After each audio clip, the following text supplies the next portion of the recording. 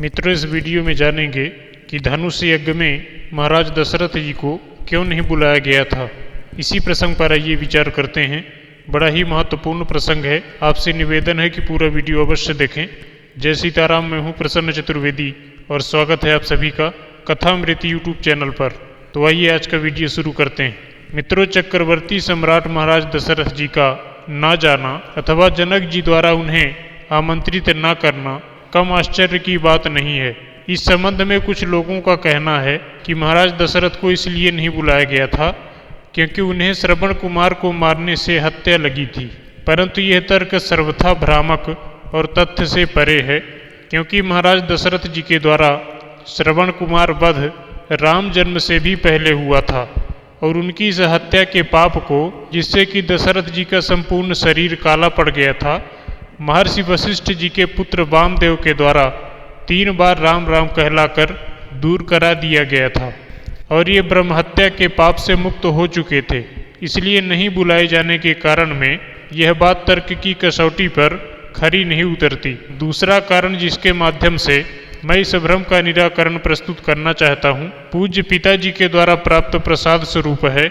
इसी कथा के माध्यम से मैं इस शंका का समाधान करने की कोशिश कर रहा हूँ। तो आशा करते हैं आप पूरे वीडियो में बने रहेंगे। मित्रों, एक राजा थे जिनके एक ही संतान थी।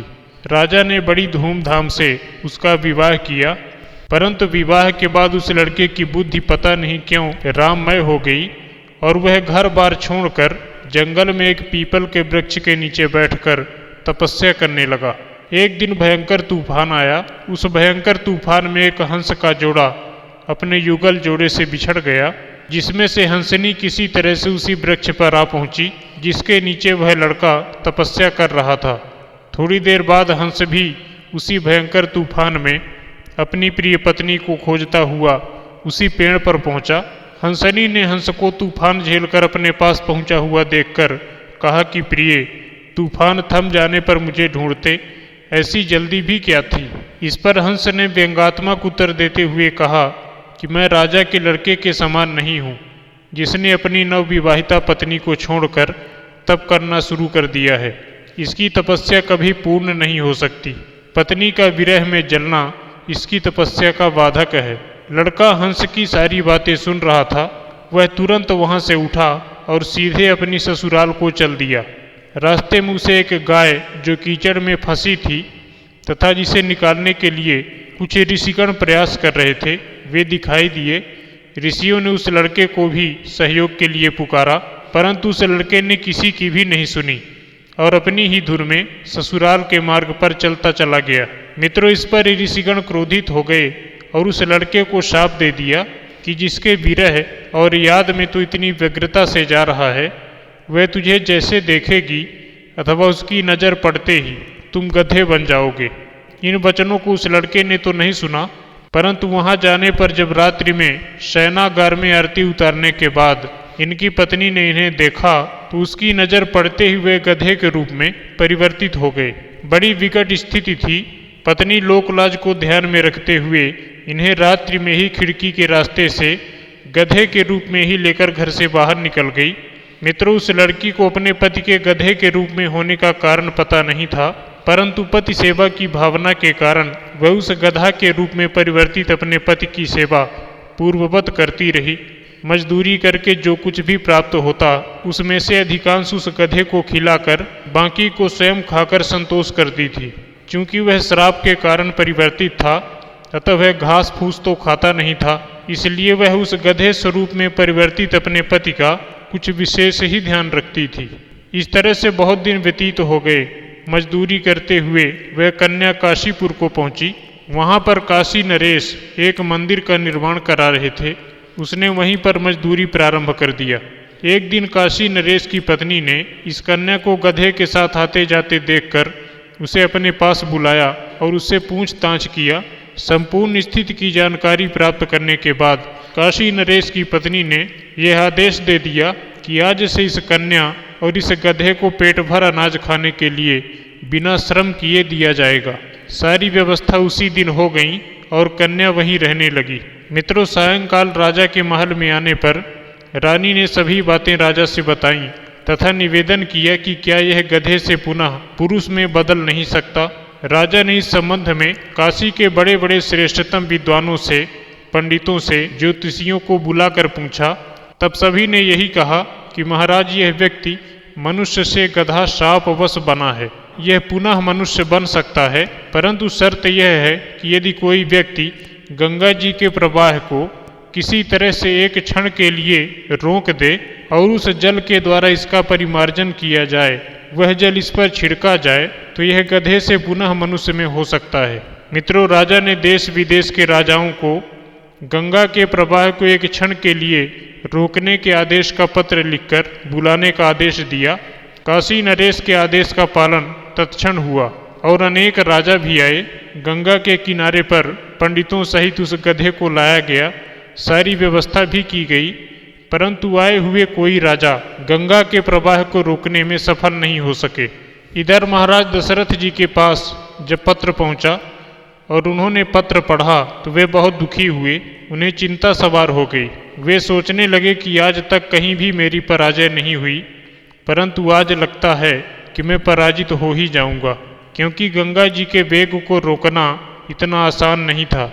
इसी सोच में दशरथ जी रात्रि के 12 बजे तक जगते रहे और उन्हें इसी चिंता में नींद नहीं आई।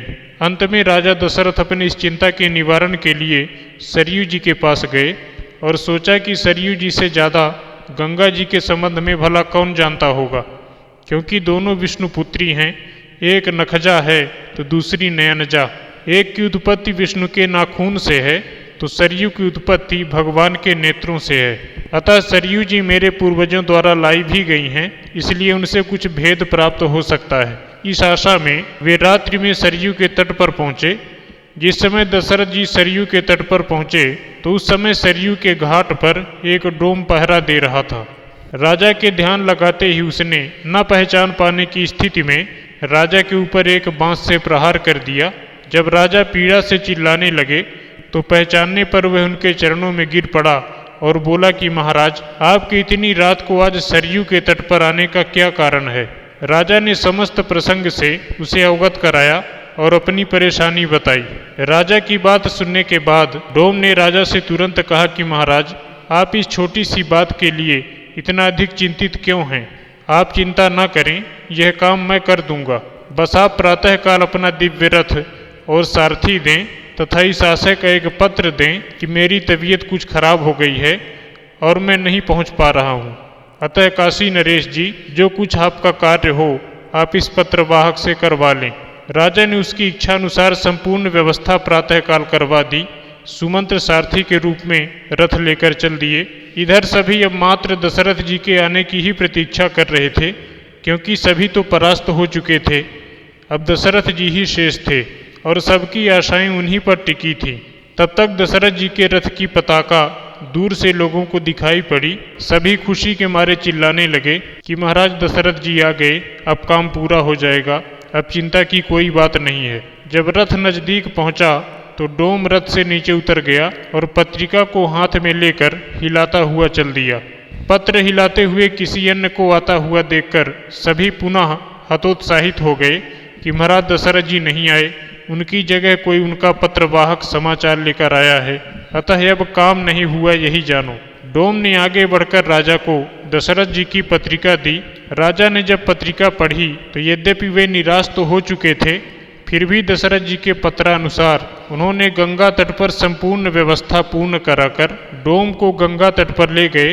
वहां पर संपूर्ण राजा, विद्वान, ऋषि, ब्राह्मण आदि नगरवासी उपस्थित थे। सबके बीच में उस दशरथ जी द्वारा प्रेषित डोम ने गंगा जी को प्रथमतः प्रणाम किया और फिर उसने गंगा जी से कहा कि गंगे, यदि मैंने तुम्हारी सेवा हर तरह से किया हो, यदि कुछ शक्ति मुझ में हो तो तुम अपने प्रवाह को रोक दो। इस प्रकार से कहकर उसने अपना दाहिना पैर गंगा की धारा के मध्य में रख दिया।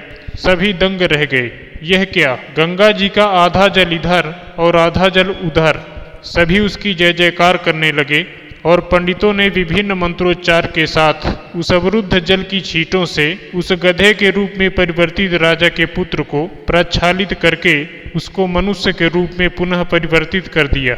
डोम की इस महान शक्ति को देखकर वहां पर उपस्थित समस्त राजाओं ने, ऋषियों ने, पंडितों ने एक स्वर से उसकी सराहना करते हुए कहा कि अवध नगर के डोमवा और नगर के भूप इनकी सरवरी को करे जो बेच खात हैं सूप। इस महान कार्य को संपादित करके डोम अयोध्या चला गया। काशी नरेश ने अयोध्या नरेश को प्रशस्ति पत्र भेंट किया तथा उस कन्या को उसके पति के साथ तमाम धन धान्य के साथ उसके ससुराल भिजवा दिया। राजा भी अपने पुत्र और बहू को प्राप्त करके अतीव प्रसन्न हुए। मित्रों, उल्लेखनीय है कि इस कार्य के लिए महाराज जनक भी आए थे, परंतु असफल हो गए थे और डोम द्वारा किए गए कार्य को देखा भी था। आज जनक जी सोच रहे हैं कि यदि दशरथ जी ने आज भी कोई बहाना बना दिया और खुद की जगह किसी डोम या दूत को भेज दिया तथा उसने आकर शिव के धनुष को तोड़ दिया, तो क्या मैं अपनी पुत्री का विवाह किसी डोम या दूत के साथ कर दूंगा? मैं ऐसा नहीं कर सकता। इसी संदेह की भावना में पड़कर दशरथ जी को महाराज जनक जी ने नहीं बुलाया था। जनक जी यह भी जानते थे कि महाराज दशरथ शिव जी के अनन्य भक्त हैं। संभव है कि वे शिव जी के धनुष को तोड़ने के लिए ना भी आएं। दशरथ जी के न आने का एक कारण यह भी था कि यह स्वयंवर था। इसमें प्रण की घोषणा सुनकर इच्छुक राजा स्वयं ही आते थे और मित्रों, जनक जी ने किसी को भी नहीं बुलाया था। मानसकार का भी मत है कि देश देश के भूपति नाना आए सुनी हम जो पन ठाना। सभी सुनकर आए थे। दशरथ के वैसे भी 3-3 रानियां थीं, उन्हें चौथे पन में 4 पुत्र मिले थे। अब वे विवाह करना भी नहीं चाहते थे, अतः वे स्वयंवर में नहीं आए। किंतु आनंद रामायण के अनुसार जनक जी ने दशरथ जी को बुलाया था, परंतु पुत्र वियोग से दुखी होने के कारण वे नहीं गए थे। अब आप कहेंगे कि उस समय पुत्र वियोग कैसा था? तो इसका उत्तर यह है कि उस समय राम और लक्ष्मण गुरु विश्वामित्र जी के साथ गए थे। तो आशा करते हैं मित्रों, आपको यह जानकारी अच्छी लगी होगी। अच्छी लगी हो तो कृपया इस चैनल को सब्सक्राइब करके नोटिफिकेशन बेल को प्रेस करें ताकि हमारी सभी वीडियो आपको आसानी से प्राप्त होती रहें। आप सभी भगवत प्रेमियों को जय सीताराम।